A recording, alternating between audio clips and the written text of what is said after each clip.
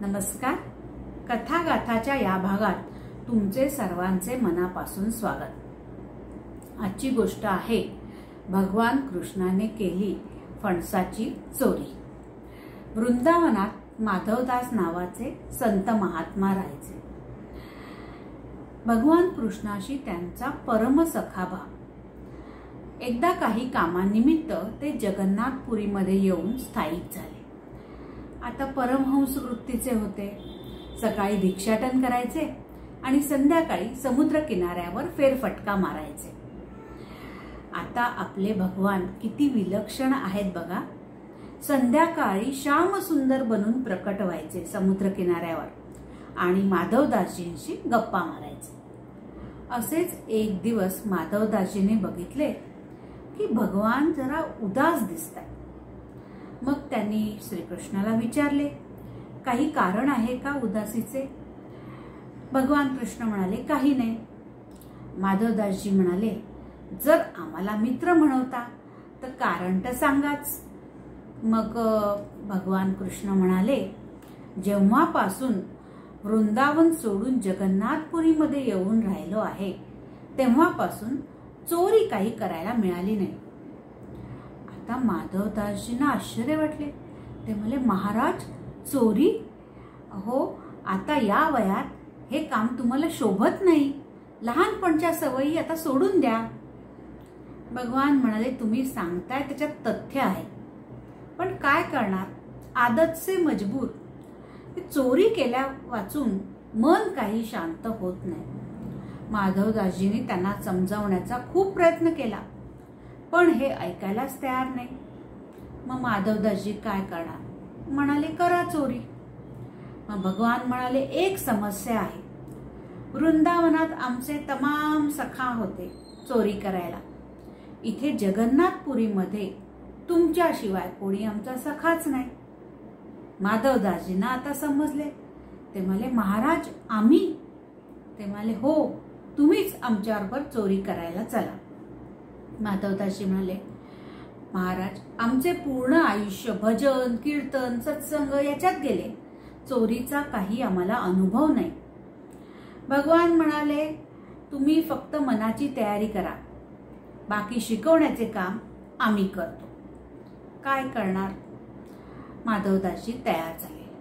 पण मग त्यांनी विचारले, पण चोरी करायला जायचे कुठे आहे? भगवान म्हणाले, हे जगन्नाथपुरीचे राजा आहेत. त्यांच्या बगीच्यात फणसाच्या झाडाला हे मोठे फणस लागले. पण हे एक राजा आहेत जे आम्हाला भोग पाठवतात, पण त्यात फणस पाठवतच नाही. आता माधवदासजी हसायला लागले. ते म्हणाले, इतकंच ना, राजाजी तर आपले शिष्य आहेत. उद्याच त्यांना सांगून तुमच्यासाठी फणसाचे गरे पाठवून देतो. आता कृष्ण भगवान म्हणाले, नाही, चोरी करून खाण्यात जी काही मजा आहे ना ती औरच आहे. मग काय बोलणार? मग माधवदासजी आणि भगवान बगीचेच्या दिशेने निघाले.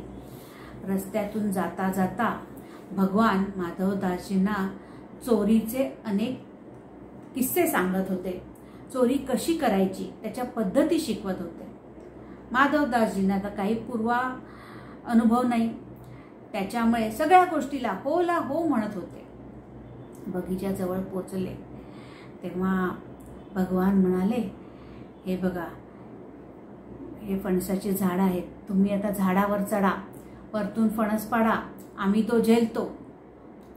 माधवदासजी सरळ आणि साध्या मनाचे. तिथे फणसाची 2 झाडे होती. जोराने विचारतात, कन्हैया कोणत्या झाडावर चढायचे, या की त्या? बोले तो बोले, जोर से बोले. मग काय, माळ्याने ऐकले आणि धावत येत म्हणाला, मी सांगतो कोणत्या झाडावर चढायचे. जसे माळ्याला बघितले तसे भगवंतांनी माधवदासजींना लपवले. स्वतः देखील लपून बसले आणि म्हणाले, तरी आम्ही तुम्हाला सांगत होतं मोठमोठ्याने चोरी करताना बोलायचे नाही. माधवदासजी म्हणाले, ठीक आहे ठीक आहे, पहिल्यांदाच चोरी करतो. दोघेही लपून राहिले. माळ्याने बघितले कोण नाही. त्याला वाटलं आपल्याला भास झाला. तो परत झोपायला निघून गेला.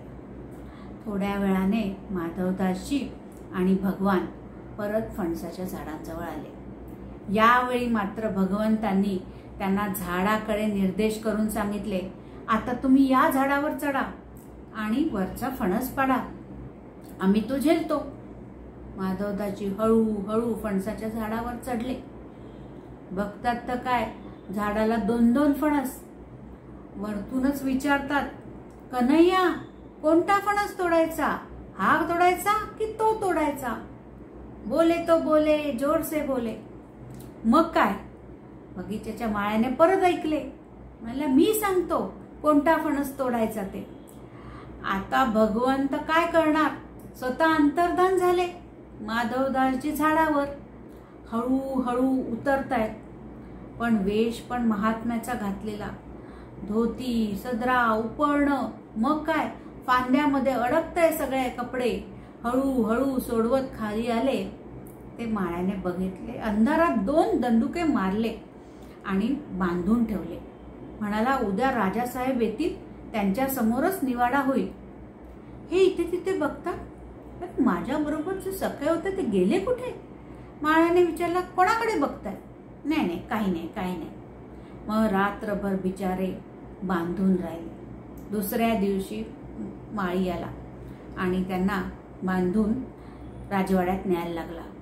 तितक्यात राजेसाहेबच बगीच्यात फेरफटका मारण्यासाठी आले. बघतात तर काय, आपल्या गुरुजींना माळ्याने बांधलेले आहेत. त्यांना क्रोध झाला. ते म्हणाले, यांना का बांधून आणलंय? माळ्याला दंडित करा, हे आमचे गुरुजी आहेत. आता माधवदासजी तर महात्मा, ते म्हणाले, यात यांचा काही दोष नाही.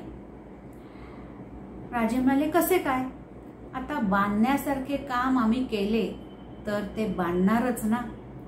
असे तुम्ही काय काम केले? माधवदासजी म्हणाले, चोरी. काय? तुम्ही चोरी? माधवदासजी म्हणाले, काय करणार, कुसंगाशी संग. पण असा कोणाशीच कुसंग केला? राजाने विचारले. इथे नाही सांगू शकत, राजवाड्यात चला. मग दोघे राजवाड्यात गेले. तिथे त्यांनी राजाला सांगितले की हे आपले भगवान कन्हैया वृंदावन सोडून जगन्नाथपुरीत येऊन राहिले. तिथे आमच्याशिवाय त्यांना कोणी सखा नाही, पण वृंदावनात चोरी करायची सवय आणि इथे चोरीला आमच्याशिवाय कोणी नाही. आम्हाला तर काय पूर्वानुभव नाही आणि आम्ही पकडले गेलो आणि ते अंतर्धान पावले. जसे राजाने ऐकले तसे रोमांचित वातावरण झाले आणि राजाचे नेत्र सजल झाले. त्यांनी आपला पुराच्या पुरा बगीचा जगन्नाथजींच्या नावे करून दिला. मग काय, संध्याकाळी लिखापडीचा कागद घेऊन हे फेरफटका मारायला आले. तिथे आपले श्यामसुंदर बसलेलेच होते. माधवदासजींना पाहून विचारतात, मग काय म्हणतात महात्माजी, कालची रात्र कशी काय गेली? तुम्हाला आम्ही सांगितले होते चोरी करण्यात सतर्कता पाहिजे, पण तुम्ही इतक्या हळूहळू उतरत होता की पकडले जाणार नाही तर काय होणार?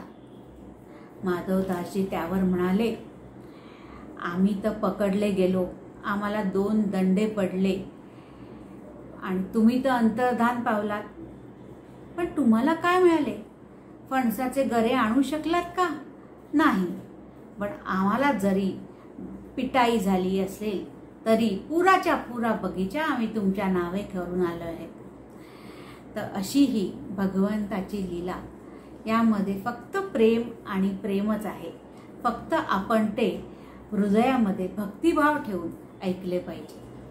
तर ही गोष्ट तुम्हाला आवडली असेल तर नक्की लाईक करा, शेअर करा, सबस्क्राईब करा आणि बेल आयकॉन दाबा, म्हणजे तुम्हाला पुढच्या गोष्टीचे नोटिफिकेशन येईल. धन्यवाद.